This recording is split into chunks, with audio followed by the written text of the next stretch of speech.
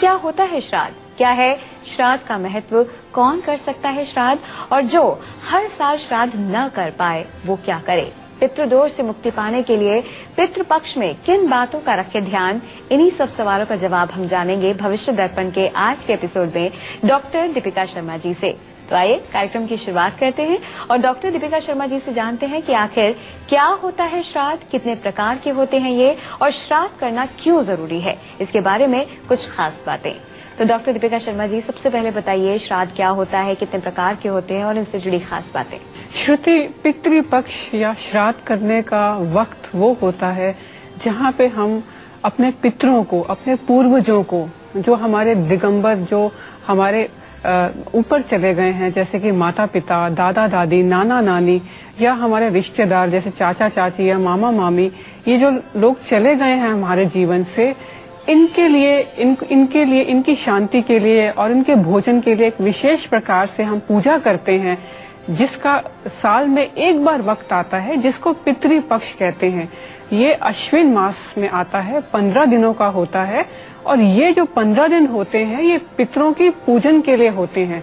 मैं अपने दर्शकों को ये बताना चाहूंगी कि जो पितर पूजन होता है, यानी कि एंसेस्ट्रल वर्शिप होती है, ये केवल भारत में या हमारे वेदों और शास्त्रों में नहीं दिया गया, ये हर धर्म में होता है और हर कंट्री में अलग अलग प्रकार से ये सिस्टम होता है एंसेस्ट्रल वर्शिप का। अलग अलग सोसाइटीज में, अलग अलग समाजों में लोग अपने पितरों को, अपने एंसेस्टर्स को अलग अलग तरीके से पूजते हैं। फॉर एग्जाम्पल, अमेरिका में एक फेस्टिवल सेलिब्रेट होता है जिसको हैलोवीन डे कहते हैं। वहाँ पे स्पिरिट्स की पूजा होती है। स्पिरिट्स और कुछ नहीं है, हमारे दिगंबर एंसेस्टर्स हैं। तो ये जो एंसेस्ट्रल वर्शिप होती है, हमारे पूर्वजों की जो पूजा होती है, हमारे पूर्वजों को पितृ कहा जाता है। और पितृपक्ष वो ऐसा वक्त होता है जो अश्विन मास के कृष्ण पक्ष में 15 दिनों के भीतर जो समय होता है वो पितृ पूजन के लिए होता है। पितृ पूजन इसलिए करना आवश्यक है क्योंकि जो हमारे माता पिता, दादा दादी या हमारे बड़े बूढ़े जब हमारी जिंदगी से चले जाते हैं, तो वो वेदों और शास्त्रों का ये मानना है और हर धर्म का ये मानना है कि वो जाने के बाद भी एक लोक होता है जिसको पितृलोक कहते हैं, वहां पे ये बसते हैं और वहां से फिर ये हमें आशीर्वाद देते हैं। और ये धरती पे 15 दिनों के लिए आते हैं और हमारा दिया हुआ ग्रास, हमारा दिया हुआ दान ये लेके ये अपने लोक वापस जाते हैं और हमें संपूर्ण तरीके से आशीर्वाद देते हैं। इसीलिए श्राद्ध इसको कहते हैं, जहाँ पे हम पितरों की विधिवत सेवा करते हैं, पितरों के लिए दान करते हैं और पितरों से ये ब्लेसिंग्स मांगते हैं कि हे पितरों, आप हमको, हमारे जीवन को सक्षम करें, सबल करें, सशक्त करें और सक्सेसफुल करें। जी, रोहतक से एक दर्शक जुड़ गए हमारे साथ। रविंद्र जी, स्वागत है आपका। अपना सवाल बोले, लेकिन उससे पहले अपने जन्म की तारीख, समय और स्थान बताएं। हाँ जी, नमस्कार जी। जी नमस्कार जी मैम, मैं अपने पिताजी के बारे में पूछना चाहता हूँ। जी, उनका नाम है श्री दिलीप सिंह जी। उनकी डेट ऑफ बर्थ है 12/2/56। एक बार पुनः दोहराएं। 12/2/1956। 12/2/1956, 1956। जी, जन्म का समय स्थान बताएं। जन्म स्थान है हिसार। हिसार। और समय? समय सुबह 7 बजे। सुबह 7 बजे। जी, सवाल बोलें। मैम, इनकी मतलब अभी प्रमोशन के बारे में बात चल रही है, भाई इनकी प्रमोशन हो जाएगी क्या, और क्या कुछ करना चाहिए, प्रमोशन में कोई दिक्कत नहीं आए। जी, रविंद्र जानना चाहते हैं इनकी प्रमोशन के बारे में। रविंद्र जी, प्रोग्राम में जुड़ने के लिए आपका बहुत धन्यवाद। आपके पिताजी की कुंडली मेरे सामने है और इस समय उनकी बुध की महादशा चल रही है। ये बुध की महादशा उनके लिए बेहद अनुकूल है क्योंकि बुध उनका योग कारक है, उनका मकर लगन है और बुध नवमेश होके, नवमेश की दशा अभी आरंभ हुई है।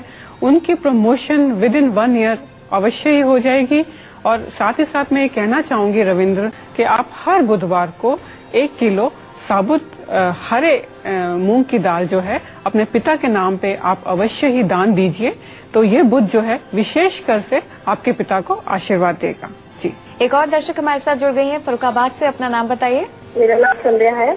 जी संध्या जी, अपने जन्म की तारीख, समय और स्थान बताएं। 26/9/91 में अपने बेटे के बारे में जानना चाहती हूँ। 26/9/91, 1991। जी, जन्म का समय और स्थान बताइए। स्थान फरुखाबाद है और दिन बृहस्पतिवार 8:20 टाइम है 8:20 रात में। जी, सवाल बोले। तो उसके बारे में जानना चाहती हूँ, भविष्य क्या रहेगा और ये किस लाइन में जाएगा, क्योंकि अभी थोड़ा सा डिस्टर्बेंस ही है हमारा। जी, तो संध्या जी अपने बच्चे के भविष्य के बारे में जानना चाहती हैं और जानना चाहती हैं कि किस क्षेत्र में जाएगा इनका बच्चा। संध्या जी, प्रोग्राम में जुड़ने के लिए आपका बहुत धन्यवाद। आपके बच्चे की कुंडली मेरे सामने है और आपका जो बच्चे का जो प्रोफेशन का घर है उसमें शनि बैठा है। ये शनि मकर का है, अपनी ही राशि में बैठा है और ये बहुत ही शुभ है। आपका जो बेटा है उसको प्राइवेट सेक्टर में जॉब करनी चाहिए और प्राइवेट सेक्टर में भी कंस्ट्रक्शन बिजनेस में करनी चाहिए या किसी इंडस्ट्रियल प्रोजेक्ट में करनी चाहिए, तो उसके लिए बेहद लाभदायक होगा। आपको मैं ये हिदायत देना चाहूंगी कि क्योंकि आपके बच्चे के हॉरोस्कोप में उसका राहु नवम घर में बैठा है, तो कहीं ना कहीं वो भाग्य में ऑब्स्टेकल जरूर लाएगा। आप राहु का बीज मंत्र डेली कीजिए, साथ ही साथ वृद्धाश्रम की सेवा कीजिए, ब्लाइंड स्कूल में खाना खिलाइए और हर शनिवार को आप 5 नारियल बहते पानी में अवश्य बहाएं। आपके बच्चे का भविष्य उजागर है और आपको हमारा पूर्ण आशीर्वाद है। जी, जो व्यक्ति हर साल पितरों का श्राद्ध न कर पाए उनके लिए क्या है उपाय? क्या इसका फल भी उतना ही होगा जितने पितृपक्ष में किए जाने वाले श्राद्ध का? जानेंगे, लेकिन अभी बात कर लेते हैं मीना जी से, जो हमीरपुर से हमारे साथ जुड़ गई हैं। स्वागत है आपका। अपने जन्म की तारीख, समय और स्थान बताएं। मेरी बेटी का नाम है पल्लवी शर्मा जी। और 27/4/1993।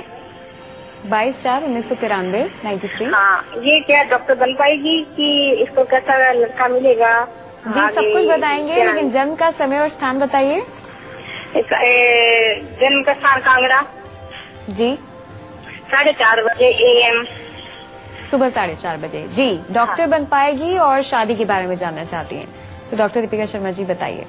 इस प्रोग्राम में जुड़ने के लिए आपका बहुत धन्यवाद। आपकी बच्ची की कुंडली मेरे सामने है। आपने पूछा है कि इनका डॉक्टर बनने का योग है कि नहीं, तो मैं ये कहूंगी कि अवश्य ही इनके डॉक्टर बनने का योग है। इनके लगन में शुक्र और बुध मीन में बैठे हैं और जो गुरु से दृष्ट हैं। परंतु मैं ये बात कहना चाहूंगी कि आपके जो बच्चे का जो हॉरोस्कोप है, एक आपकी लड़की का जन्म अमावस का है और साथ ही साथ में राहु 9वें घर में बैठा हुआ है। तो अब राहु के विशेष उपाय अवश्य कराएं, क्योंकि कहीं ना कहीं 9वें घर का राहु जो होता है वो भाग्य में बाधा अवश्य डालता है। राहु के उपाय में राहु का बीज मंत्र डेली कीजिएगा, वृद्धाश्रम में सेवा कीजिएगा, ब्लाइंड स्कूल में खाना खिलाइएगा और साथ ही साथ में चंद्रमा की शांति के लिए आप भगवान शंकर के मंदिर में हर रोज जाइए। आपकी बेटी अवश्य ही डॉक्टर बनेगी और जो उसका मैरिज का योग बन रहा है वो आज से 4 साल बाद का बन रहा है। जी, अहमदाबाद से नीरव जुड़ गए हैं। स्वागत है आपका। अपने जन्म की तारीख, समय और स्थान बताएं। तो मेरा जन्म है 9 अक्टूबर 1972 और 1975। जन्म समय है 10:35 को रात को और अहमदाबाद जन्म स्थल। जी, सवाल बोले अपना। मेरा सेहत एक अच्छा नहीं रहता और मेरी जो बिजनेस है वो उसमें बहुत डाउन चल रहा है। मेरे पास बैंक बैलेंस नहीं बचता, कितने भी चाहे रुपया जाए बैंक बैलेंस नहीं बचता। जी, तो देखते हैं आपका भाग्य क्या कुछ कहता है, क्या कुछ लिखा है आपकी कुंडली में। तो नीरव जी जानना चाहते हैं बैंक बैलेंस के बारे में, बिजनेस के बारे में और अपने स्वास्थ्य के बारे में। नीरज जी, प्रोग्राम में जुड़ने के लिए आपका बहुत धन्यवाद। इस समय आपकी 7.5 बहुत प्रबल चरण पे, आपकी वृश्चिक राशि और आपका चंद्रमा जो है षष्ठम घर में बैठा हुआ है। 7.5 के प्रबल होने के कारण जो आपका जो कर्जा है आपके ऊपर काफी है और आपके घर में धन नहीं रुक पा रहा। आप शनिवार के व्रत करना शुरू करें। हर शनिवार की शाम को पीपल के पेड़ पे आटे का दीपक आप अवश्य कराएं और साथ ही साथ में आप लक्ष्मी नारायण के मंदिर जाना शुरू करें और वहां पे 9 साल से कम कन्याओं को, कम से कम 11 कन्याओं को भोजन कराएं, तो आपके कर्जे का योग आपका खत्म होता है। परंतु इस बात का ध्यान रखिएगा कि आपकी जो महादशा चल रही है वो भी सूर्य की चल रही है। सूर्य जो आपकी कुंडली में है वो नुकसान के घर का स्वामी है, तो सूर्य को आप जल दीजिए हर रविवार को और सूर्य की शांति आप अवश्य कराएं। आपको कर्जे से मुक्ति धीरे धीरे अवश्य ही मिलना शुरू होगी। अब सवाल ये उठता है कि श्राद्ध करने का अधिकारी कौन है? अगर घर में 4 भाई हैं तो उनमें से क्या सभी श्राद्ध कर सकते हैं या फिर इसके भी कुछ नियम हैं? आइए जानते हैं। डॉक्टर दीपिका शर्मा जी, घर में 4 लोग हैं, 4 भाई हैं, कौन कर सकता है श्राद्ध? श्रुति, श्राद्ध का अधिकार जो होता है वो सबसे बड़े बेटे को होता है। सबसे जो बड़ा बेटा होता है वो एक पिता समान होता है और वो घर की जिम्मेदारी और जो रिस्पॉन्सिबिलिटी होती है उसके कंधे पे होती है। तो अगर घर का प्रथम बेटा, सबसे बड़ा बेटा श्राद्ध करता है तो सबसे उत्तम होता है। परंतु किसी कारणवश अगर घर का बड़ा बेटा श्राद्ध ना कर पाए या करना ना चाहे तो फिर जो सेकंड नंबर पे जो पुत्र होता है वो कर सकता है। अगर सेकंड नंबर पे नहीं हो सकता तो तीसरे नंबर का पुत्र, नहीं तो फिर चौथे नंबर का पुत्र। तो ऐसा करने से ये क्रम से जाना चाहिए। अगर क्रम से जाएंगे तो श्राद्ध का हमें विधि पूर्वक हमें फल अवश्य मिलेगा। जी, आइए अब ये भी जानते हैं कि क्या पितृपक्ष की पूजा हर साल करानी जरूरी होती है या फिर जो लोग एक बार कराना चाहते हैं उनके लिए क्या है उपाय। डॉक्टर दीपिका शर्मा जी, कई बार ऐसा होता है वक्त की कमी हो जाती है, एक साल तो करा लिया लेकिन फिर आगे नहीं करा पाते हैं, तो क्या ऐसा जरूरी है कि हर साल कराना होता है, और अगर नहीं तो फिर कोई खास उपाय किस तरह से करें जिस साल भी करा रहे हैं। श्रुति, मैं दर्शकों से कहना चाहूंगी कि पितृपक्ष में आप अगर डेली श्राद्ध ना कर सके, वैसे तो नियम है कि आपको डेली 15 दिनों में अपने पितरों को जरूर तिल अंजलि देनी है, परंतु अगर 15 दिन आप ना कर सके तो पितृपक्ष की अमावस, जिसको महाआलय अमावस कहते हैं, आप उस दिन कर दीजिए। साल में अगर आप एक दिन भी आप अपना, वो भी पूरा दिन नहीं देना, आपको श्राद्ध करने में केवल 1 घंटा लगता है। अगर आप साल में एक दिन में 1 घंटा भी आप अपने पितरों की सेवा करेंगे और उससे आपका भाग्य उजागर होता है, उससे आपको परमात्मा का विशेष रूप से और पितरों का विशेष रूप से आशीर्वाद मिलता है। तो सबको थोड़ा सा समय अवश्य ही निकालना चाहिए। परंतु किसी कारणवश अगर आप हर साल नहीं कर पाए तो फिर बोध गया में एक स्थान है, वहां पे जाके आप पिंड दान और श्राद्ध आप जीवन में एक बार करा सकते हैं। वो एक बार कराने से फिर आपको ये मुक्ति मिल जाएगी कि आपको हर साल कराना चाहिए। जी, आइए अब जानते हैं डॉक्टर दीपिका शर्मा जी से कि पिंड दान का महत्व क्या है। डॉक्टर दीपिका शर्मा जी, इस बारे में आप हमें बताएं। छोटे पिंड दान हम इसलिए करते हैं क्योंकि पितृ जो होते हैं उनका जो भोजन होता है वो एक विशेष प्रकार से आटा, तिल, कुछ ऐसे पदार्थ डाल के हम पिंड बनाते हैं और उसके बाद अपने पितरों को अर्पित करते हैं। पिंड दान बेसिकली इसके लिए किया जाता है क्योंकि पितृ का जो आहार होता है वो पिंड दान ही होता है, यानी कि आटे और तिल को मिला के हम एक आकृति बनाते हैं और उसके बाद अपने पितरों को हम ये दान करते हैं। पिंड दान करने से पितरों की शांति होती है। जो पितृ हमसे नाराज हो गए हैं या किसी कारणवश भी बहुत बीमार होके गए हैं या जिनका आशीर्वाद हमें जीते जी नहीं लग सका, जिनकी सेवा हम जीते जी नहीं कर सके, अगर हम पिंड दान करते हैं तो उनकी आत्माओं को शांति मिलती है और उनकी तृप्ति होती है और उनकी तृप्ति के कारण वो हमारे घर में धन धान्य, सौभाग्य, संतान और विशेष प्रकार से हमें आशीर्वाद देते हैं। फिलहाल वक्त आपका आने वाला कल, इसीलिए भविष्य दर्पण में बताए जा रहे उपायों को गौर से सुनिए और इन उपायों को अपनी जिंदगी में अपनाकर खुशहाल जिंदगी पाइए। चलिए इसी के साथ कार्यक्रम को आगे बढ़ाते हैं और जानते हैं डॉक्टर दीपिका शर्मा जी से कि श्राद्ध करते समय किन बातों का हमें खास ख्याल रखना चाहिए, श्राद्ध के क्या है फायदे और अनदेखी करने से क्या कष्ट हमको हो सकता है। तो डॉक्टर दीपिका शर्मा जी, वो कौन सी खास बातें हैं जिनका हम ख्याल रखें। श्रुति, एक तो श्राद्ध जो है कभी भी शुक्ल पक्ष में यानी कि चांदनी रातों में नहीं करना चाहिए। श्राद्ध हमेशा कृष्ण पक्ष में करना चाहिए। और अगर आप पितृ पक्ष में करेंगे, जैसे कि मैंने बताया, साल में एक बार ये 15 दिनों का समय ऐसा आता है जो अश्विन मास में आता है और अश्विन मास के कृष्ण पक्ष में आता है। अगर सही वक्त पे करेंगे तो उसका महत्व बहुत अच्छा होगा। साथ ही साथ में श्राद्ध जो है वो अपने जन्मदिन पे, अगर आपका जन्मदिन बीच में पड़ रहा है तो अपने जन्मदिन के दिन आपको कभी नहीं करना चाहिए। और साथ ही साथ में आपको इस बात का ध्यान रखना है कि श्राद्ध जो है वो विधि पूर्वक करना है। आपको एक ब्राह्मण को घर में बुलाना है, एक पंडित को बुलाना है, सही मंत्र उच्चारण सहित और तिल, गंगा जल, पुष्प आदि सारी सामग्री लेके उसको ठीक प्रकार से करना है और उसके बाद ब्राह्मणों को भोजन करवाना है। ऐसा ठीक विधि पूर्वक करने से आपको आशीर्वाद मिलता है।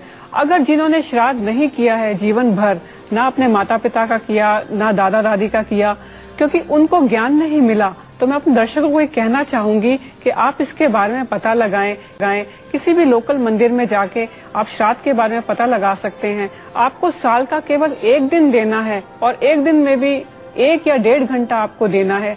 ऐसा करने से आपकी कुंडली में पितृ दोष से आपको मुक्ति मिलती है और साथ ही साथ आपके घर में धन, वैभव, सौभाग्य का प्रवेश होता है, खुशियों का प्रवेश होता है। ये कार्य अत्यंत अनिवार्य हैं।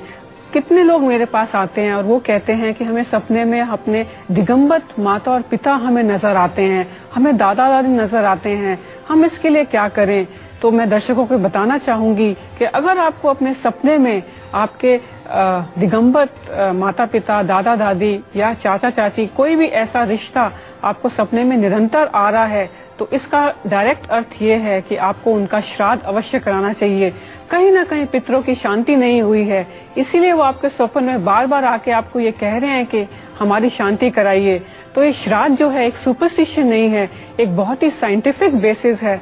और ये साइंटिफिक बेसिस इसलिए है कि the concept of ancestral worship जो है वो सोशियोलॉजी जैसे, एंथ्रोपोलॉजी जैसे डिपार्टमेंट्स में भी माना गया है कि हर समाज ने और हर धर्म ने अलग अलग तरीके से और अलग अलग युग में अपने पूर्वजों की सेवा करी है। और ये देव ऋण, पितृ ऋण और मनुष्य ऋण हर एक को चुकाना है। अगर बगैर चुकाए आप इस धरती से जाएंगे तो फिर आपको पुनर्जन्म लेके इसी ऋण को चुकाने के लिए पुनराना पड़ेगा। तो इसको चुकाने से आपको परमात्मा का विशेष प्रकार से आशीर्वाद अवश्य मिलता है।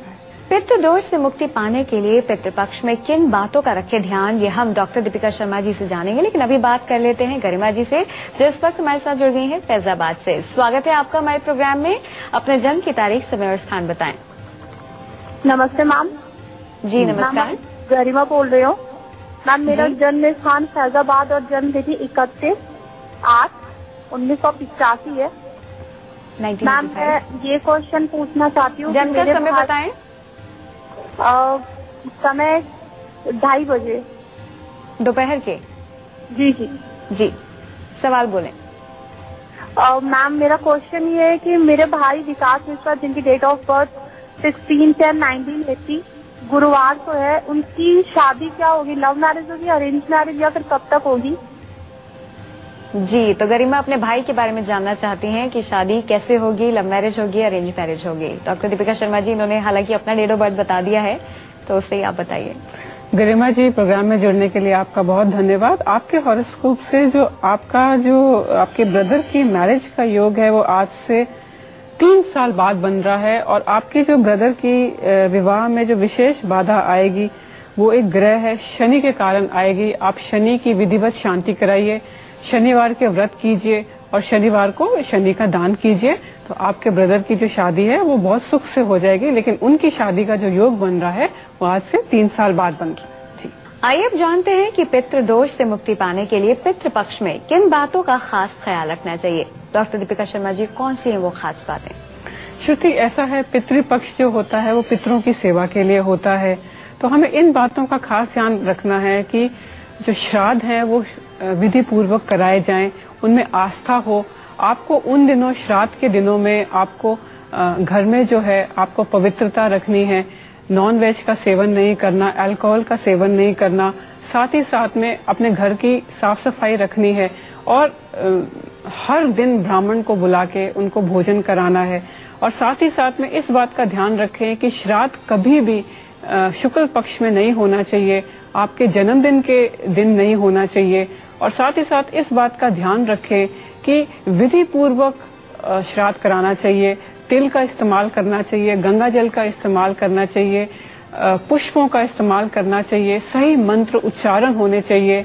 और जो आपके दिवंगत पूर्वज जिस दिन गए हैं उनकी तिथि जो है वो तिथि आपको स्मरण करनी है। अगर आपको याद नहीं है तो आप जो आपके जिंदा बड़े बूढ़े हैं आप उनसे पूछिए। अगर आपको बिल्कुल भी कुछ भी पता नहीं है तो फिर महालय अमावस, यानी कि इसी पितृपक्ष में जो अमावस आती है, जो लास्ट डे होता है, आप उस दिन आप कितने भी लोगों का और जिनकी तिथि भी आपको नहीं पता उनका श्राद्ध भी आप महालय अमावस के दिन करेंगे तो आपको विशेष प्रकार से अपने पूर्वजों की ब्लेसिंग्स अवश्य मिलेंगी।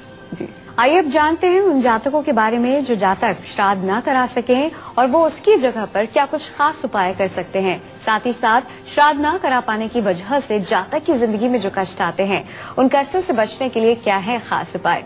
तो डॉक्टर दीपिका शर्मा जी, बारी आ गई है खास उपायों को जानने की। जो श्राद्ध नहीं करा सकते वो क्या कुछ खास उपाय करें और जो कष्ट आते हैं श्राद्ध न कराने पर उसके लिए क्या करें? श्रुति, श्राद्ध जैसे कि मैंने बताया है साल में एक ही बार आता है, और साल में भी एक बार में भी आपको एक ही दिन महालय अमावस के दिन वो करना होता है। अगर आप वो भी ना कर पाए तो फिर मैं अपने दर्शकों से कहना चाहूंगी कि आप डेली जाएं, आप भगवान शंकर के मंदिर अवश्य जाएं। वो सबको परम शांति देते हैं और वो सबको सौभाग्य प्रदान करते हैं। आप उनसे जाके क्षमा याचना कीजिए कि हे परमात्मा, मैं किसी कारणवश श्राद्ध नहीं करवा पा रहा हूँ, तो आप मुझे ये शक्ति दीजिए, ये आप मुझे सर्कमस्टांसेस दीजिए कि ताकि मैं अपने पूर्वजों का पितृ शांति अवश्य करा पाऊं और साल में एक बार मैं उनका श्राद्ध अवश्य करा पाऊं।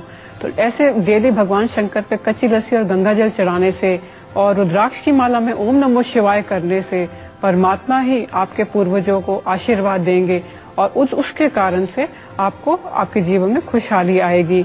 आप जब जातक पितृपक्ष में श्राद्ध नहीं कराता तो कहीं ना कहीं उसके घर में खास तौर पे जो उसकी संतान होती है उसको दोष लगता है। आपकी जो संतान होगी वो आपकी सेवा नहीं करेगी, और आप ये इमेजिन कर सकते हैं कि जीते जी जिस संतान ने आपकी सेवा नहीं करी वो मरने उपरांत फिर आपका नाम कैसे लेगी। तो अगर आप चाहते हैं कि आपके बच्चे भी आपके मरने के बाद भी, आपके जाने के बाद भी जन्म से जीवन से आपका सुंदर नाम लेते रहें और आपसे आशीर्वाद की गुहार लगाते रहें, तो आप भी अपने पूर्वजों से यही प्रार्थना करें और अपने पूर्वजों से प्रार्थना करके अपने बच्चों के सामने, समाज के सामने बोलें कि देखिए मैं अपने पूर्वजों की प्रार्थना करता हूँ और देखिए इसी कारण से मेरे पास धन धान्य और संतान सुख बेहद मात्रा में है, और ये अत्यंत उपयोगी और कारगर उपाय होते हैं। डॉक्टर दीपिका शर्मा जी, बहुत बहुत शुक्रिया तमाम जानकारी के लिए। नमस्कार।